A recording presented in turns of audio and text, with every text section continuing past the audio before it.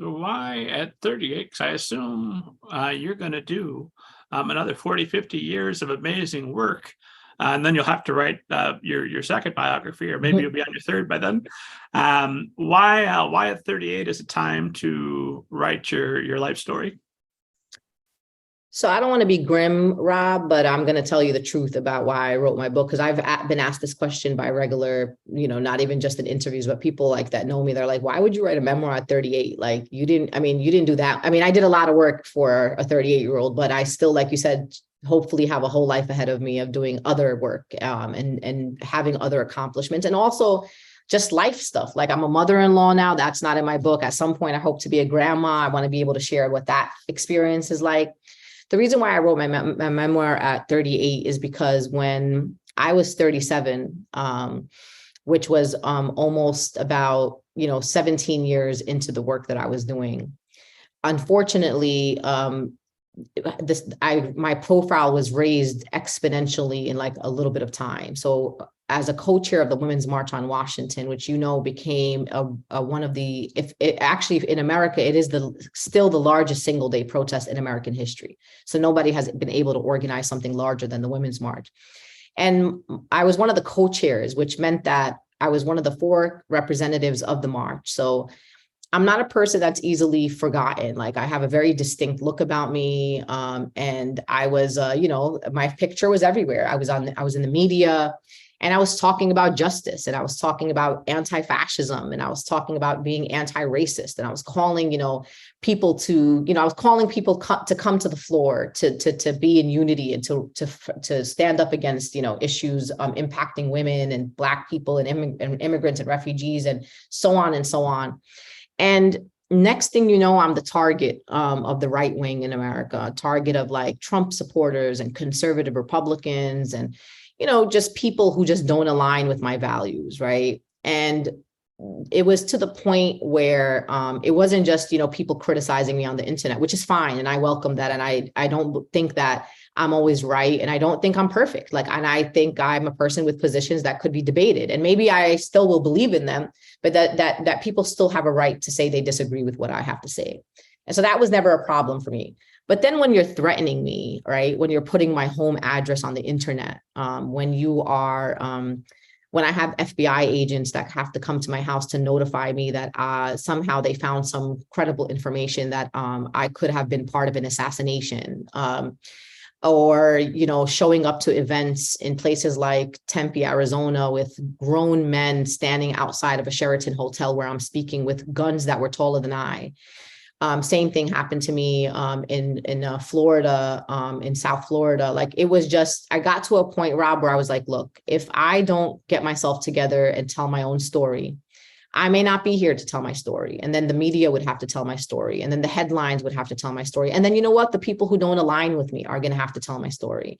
And I just wasn't going to let that happen. I wanted my family, my children who sacrificed a lot, because I wasn't home. My children were raised really by their father and their grandparents, because I was on the field. I was trying to fight for a country that they deserved. And so I wanted my children to be able to pick up a book and say, no, this is who my mom is. And this is who my mom was. So I had this weird, dark feeling in my mind and my heart that if I live today, I might not live tomorrow. I might not be here next year. And so for me, this was kind of an ode to my family and really to my community. There wasn't really a lot of Muslim books out there written by Muslims that were about this idea that a Muslim can be a leader of a civil rights movement in America, that there was a woman in our community who is unapologetically Muslim and wears hijab and is progressive and is fighting for the rights not just of Muslims, of others. And that's the book that I wanted to leave. So the idea was I'm writing a book to leave behind at the age of 38 years old.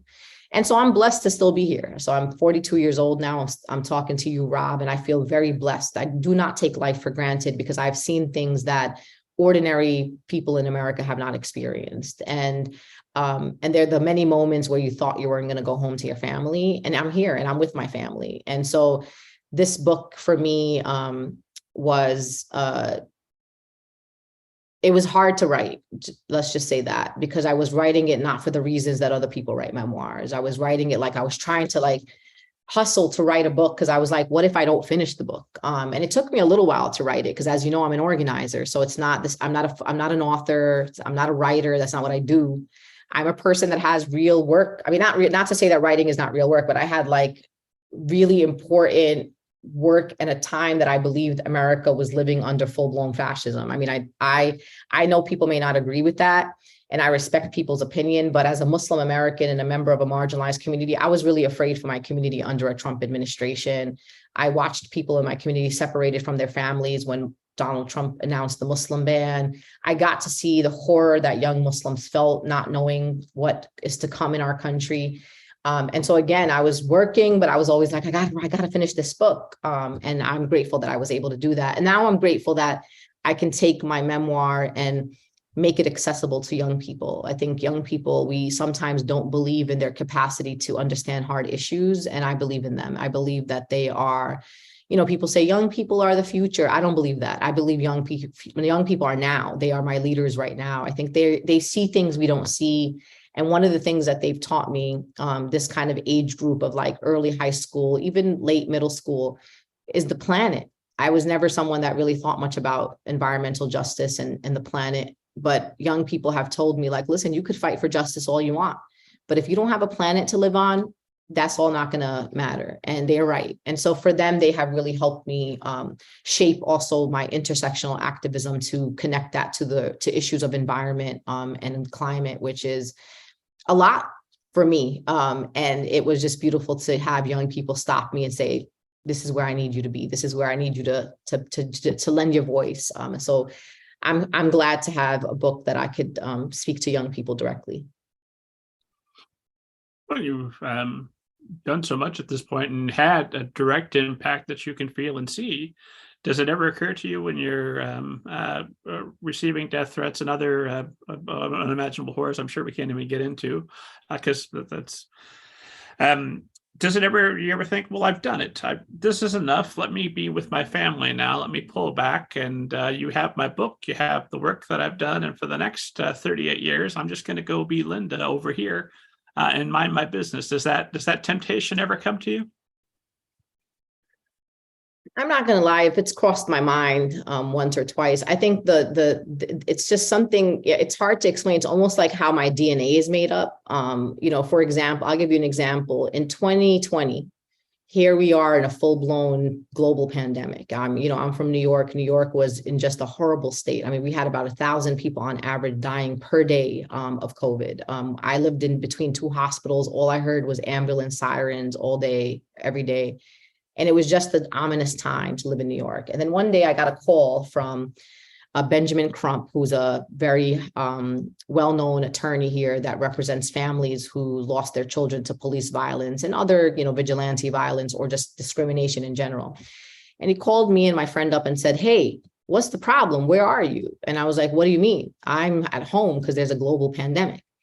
And he said, there's a young woman in Louisville, Kentucky named Breonna Taylor, who was murdered by the Louisville Metro Police Department. She was an EMT worker during a global pandemic, and she was murdered in her apartment.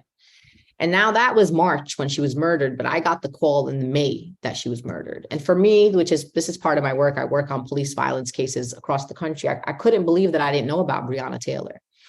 And I'm sitting around and me and my friend are like, wait a minute.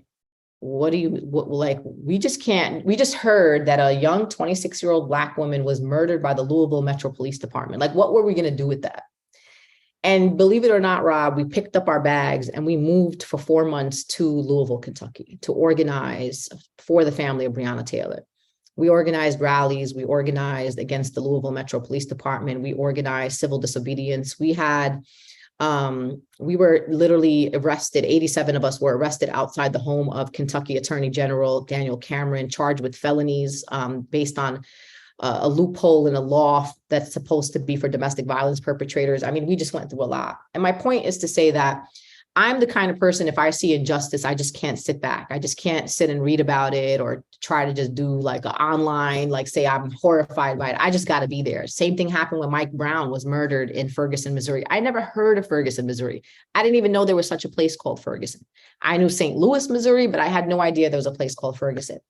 I'm a Brooklyn mom with a son. I got up and literally went to Ferguson, Missouri. For me, there's a thing that says, like in my heart, that tells me you got to get up and fight. And I really have, and maybe, I don't know what it is. My mom says it's like an overcompensation of courage, because my mom thinks sometimes that I'm a little reckless. Like, and I say to my mom, because she's like, I can't believe, like, she's seen photos of me like going up against like riot police or looking straight, talking to like a police officer in full on gear. And I'm just like, Mom, I'm not afraid. I'm just not afraid. I don't know what it is, but I'm not afraid. And I think that in every generation, there's always some of us, there's always a group of people who are like that.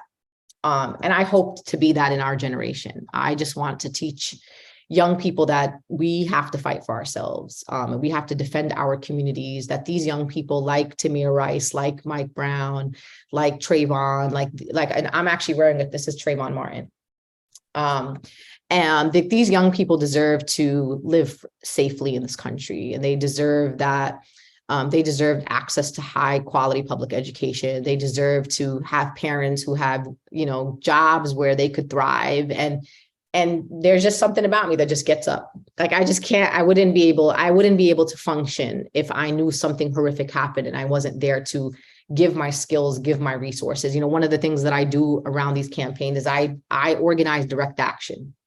I decide who the target is, who's the person that has, or the people that have the most influence around the issue of justice, who can bring accountability, and try to organize pressure campaigns to make sure those people.